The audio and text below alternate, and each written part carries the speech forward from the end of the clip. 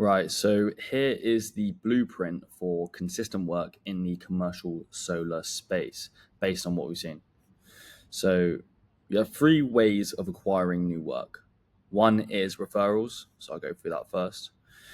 Referrals is basically when a you go to a roofing company or like an architect or a surveyor or someone like that, and you basically form a relationship and they refer their customers to you when they have a need for reducing their energy bills or looking at solar or whatever.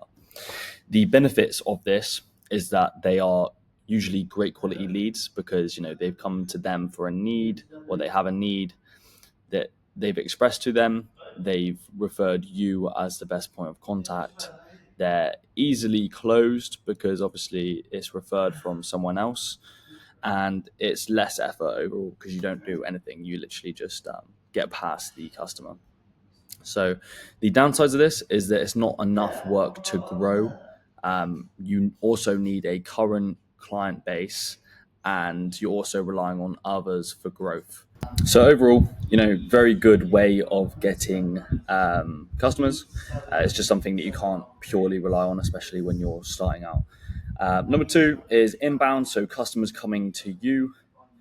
You have three different types from what I've sort of gathered as the main types right now. And we have ads. So this is low effort, very fast lead flow, and also scalable if you manage to dial in the numbers and make them work.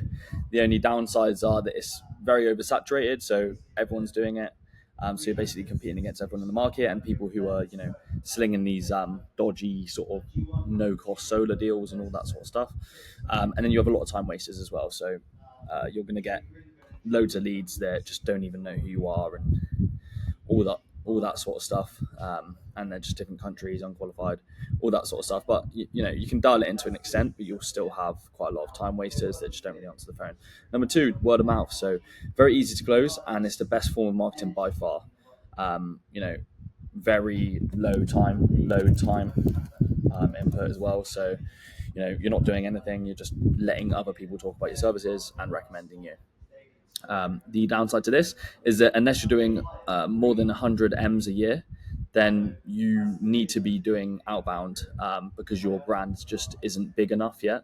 When you're doing 100 million plus, then that's at the point where you can chill out on you don't need to do outbound, like you've got like a brand and all that sort of stuff. But until then, there's a lot of work to be done in terms of like getting your name out there and all that sort of stuff. So number three, you've got content, which is very high quality leads, very scalable because you're posting one bit of content and you're getting a certain amount of leads.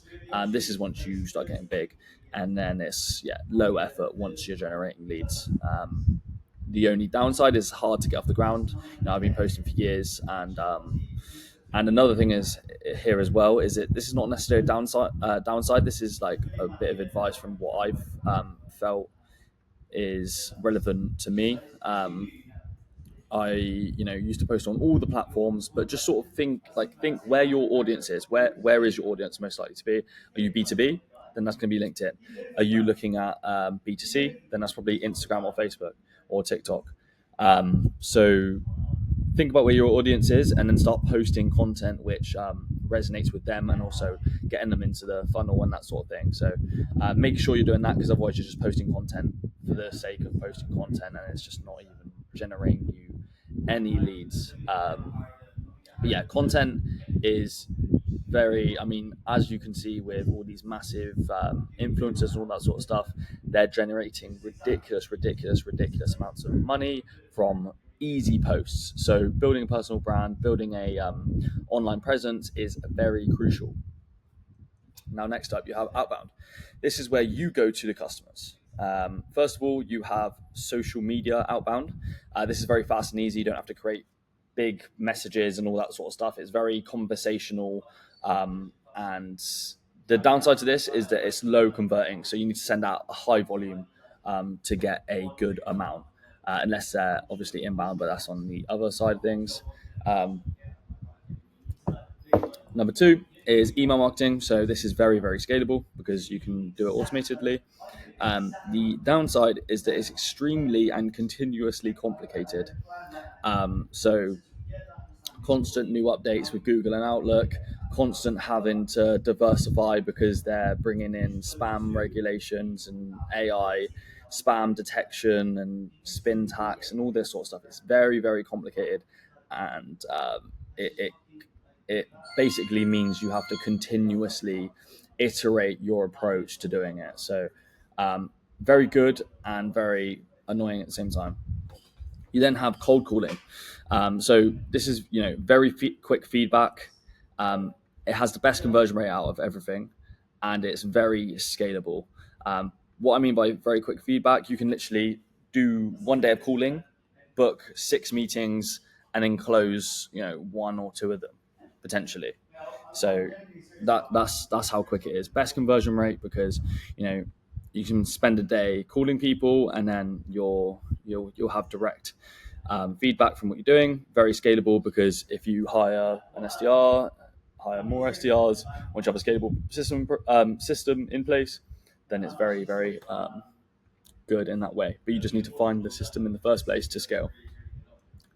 Very time consuming until you hire is the only downside. So if you're doing it yourself, if you're doing $100, $200 a day, it's going to take a very long time.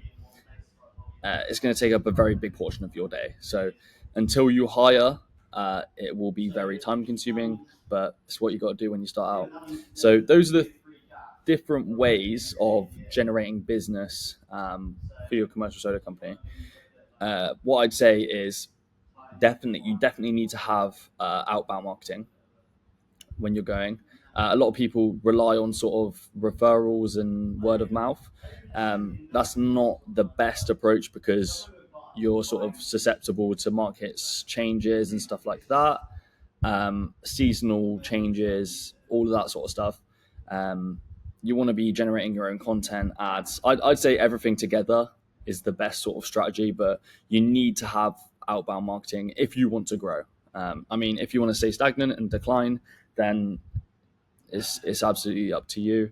But having that outbound marketing system until you get to about 100 M's or like 10 million plus a year, and then you found a good inbound system and all that sort of stuff, then absolutely fine. But a must is the outbound marketing to get yourself up to those other levels where you can sort of rely on inbound. But yeah, hope you guys took some value from this. Please make sure to drop a comment to let me know what your thoughts and if you'd add anything in here. Thank you very much.